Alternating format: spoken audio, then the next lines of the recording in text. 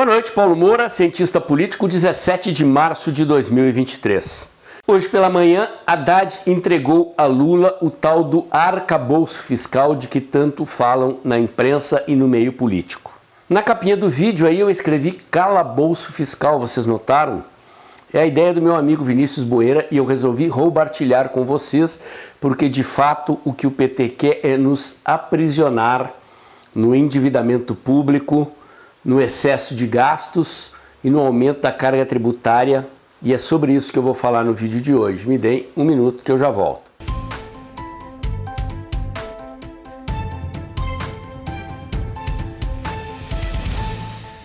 Pessoal, se você está assistindo este vídeo antes das 20 horas, saiba que hoje, assim como todas as sextas-feiras daqui para diante, vai acontecer a terceira live exclusiva para membros do canal. Vou tratar da composição das comissões no Congresso e também responder a perguntas de vocês sobre essa questão do tal do arcabouço fiscal. Não percam, se você está assistindo esse vídeo antes das 20 horas, às 20 horas, para membros do canal, haverá essa live. Se você ainda não é membro, basta clicar no botão Seja Membro aí na página do YouTube do seu computador. Se você tem iPhone, não adianta porque não aparece o botão Seja Membro. Você tem que acessar via computador ou via algum outro navegador que não pelo aplicativo do YouTube no iPhone, ok?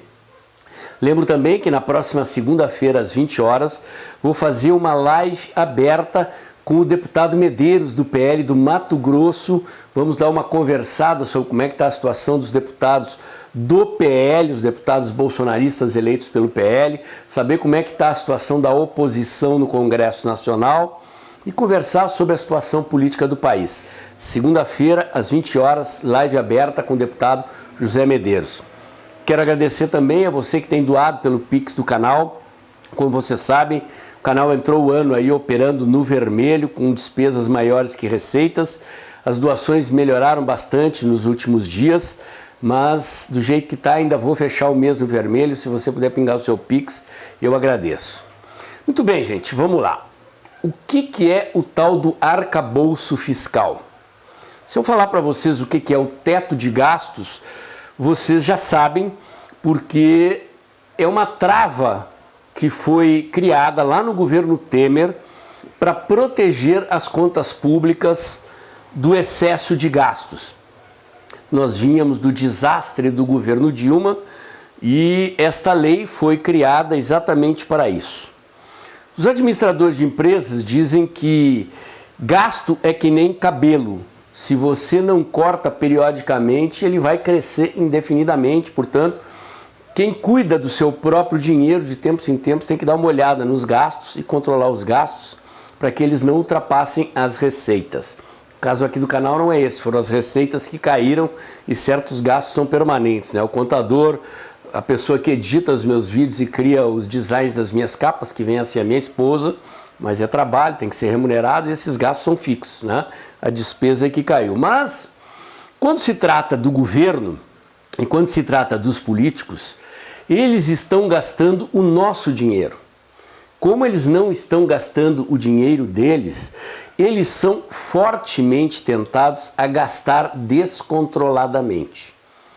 E a lei foi criada, portanto, para impedir que se repetisse o desastre dos governos petistas anteriores, especialmente do governo da Dilma, que explodiu as contas públicas brasileiras, inventou as pedaladas para maquiar o desastre fiscal e ela terminou sofrendo impeachment por isso. Aliás, parênteses, estão querendo descriminalizar as pedaladas.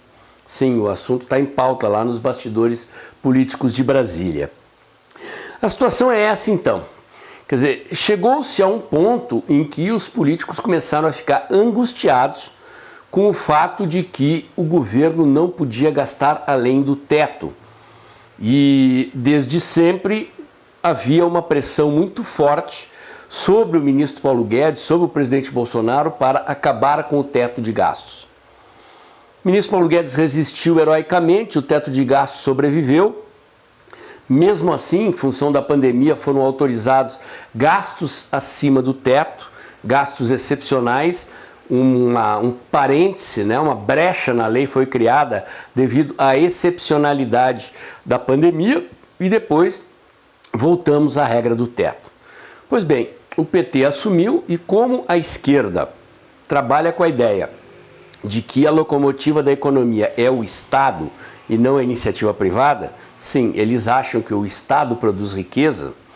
Os liberais, os conservadores, a direita sabe que quem produz riqueza são os empreendedores, é a sociedade trabalhando individualmente ou coletivamente através de empresas e que o Estado vai lá e se apropria de uma parte do nosso dinheiro para gastar e os políticos sempre acham que sabem gastar melhor do que o nosso dinheiro. Eles resolveram então criar esse tal de arcabouço fiscal. É um eufemismo, uma palavra complexa que em última análise embute a intenção de extrapolar o teto de gastos. Eles estão tentando achar uma brecha para gastar mais. A ideia, segundo circulou na imprensa, porque até agora só Haddad, o time dele e o Lula sabem, semana que vem, possivelmente, após Lula avaliar o projeto, a coisa virá a público, mas pelo que a imprensa ventilou, a ideia é substituir o teto de gastos por um teto de endividamento. Então, sempre que o endividamento estiver estacionado num certo patamar, o governo pode gastar até um certo teto de endividamento. Na prática, como eu disse, o que o PT quer é ampliar o espaço para gastar mais. E como a situação das contas públicas brasileiras está delicada, está num limite, embora Lula tenha recebido um governo com superávit fiscal e com as contas em dia, a única maneira de financiar um aumento de gastos é com aumento de impostos. E aí vem a proposta de reforma tributária do governo. A conversa fiada que estão tentando nos aplicar é de que, segundo Haddad, a ideia deles não é aumentar alíquotas, mas fazer quem não paga pagar. Por detrás desse lero-lero, podem ter certeza que vem aumento de impostos. E eu quero crer que um aumento de impostos virá de onde? Acho eu que boa parte virá do agro, porque o agro continua sendo a locomotiva brasileira.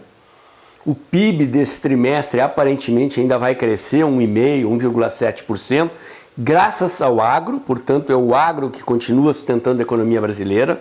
Lembre-se que eles já taxaram exportações de petróleo bruto, que é uma commodity, daí eles a quererem taxar o agro, as commodities do agro, é um passinho, e acho que eles vão atacar também o setor de serviços, principalmente o pessoal das firmas individuais que pejotiza os seus contratos de trabalho, aproveitando a nova lei trabalhista, em vez de trabalhar pela CLT com carteira assinada, estabelece contratos de pessoa jurídica no mercado de trabalho, e a remuneração vem de um prolabore, em geral pequeno, e de uma retirada de lucros que não é tributada.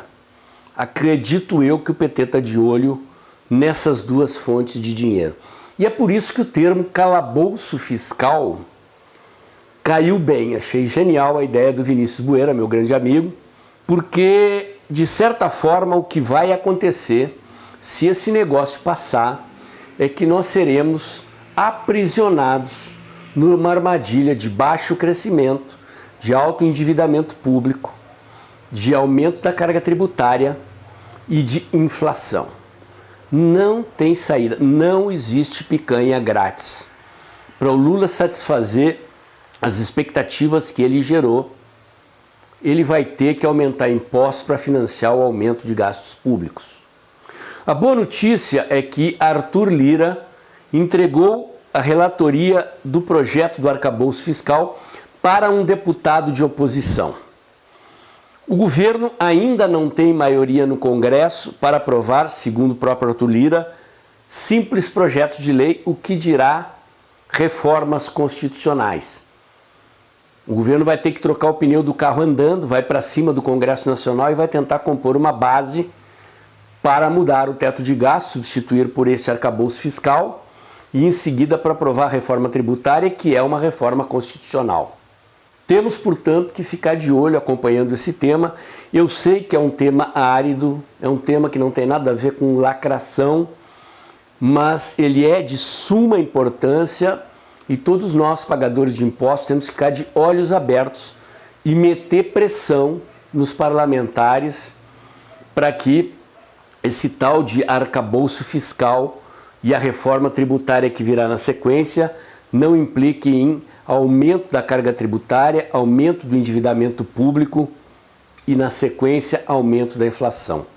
Meu comentário de hoje era esse. Se você gostou, curte, comenta e compartilha. Bota o dedãozinho lá, aperta o sininho para o YouTube avisar você quando tem vídeo novo no canal. Inscreva-se aqui no meu canal, inscreva-se também nos meus canais alternativos nas outras redes sociais. Acompanhe meus comentários diários no canal Tempo e Dinheiro, do jornalista João Batista Olive, de segunda a sexta-feira, um pouco antes das 2 da tarde.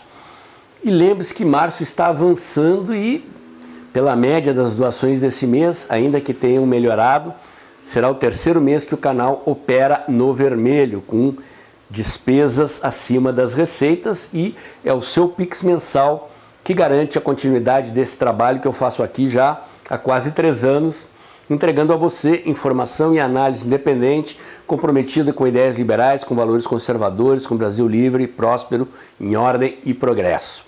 Agradeço também se você puder continuar chamando amigos, colegas e parentes para seguirem o canal, levando mais longe os conteúdos que eu entrego aqui diariamente. E amanhã tem mais.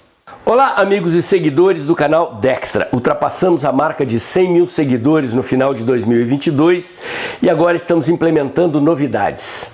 A última novidade é a criação do clube de membros do canal. Por apenas R$ 4,99 por mês, você terá acesso a conteúdos exclusivos, 4 lives mensais, com direito a perguntas e respostas para aprofundar e esclarecer aquilo que você gostaria de entender melhor no cenário político brasileiro e internacional. Um detalhe, o botão Seja Membro não aparece para quem tem iPhone.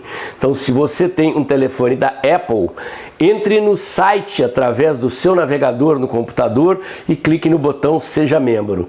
Aos usuários de outros sistemas operacionais, o botão Seja Membro aparece normalmente. Conto com vocês, apareçam lá no Clube de Membros do canal Dextra.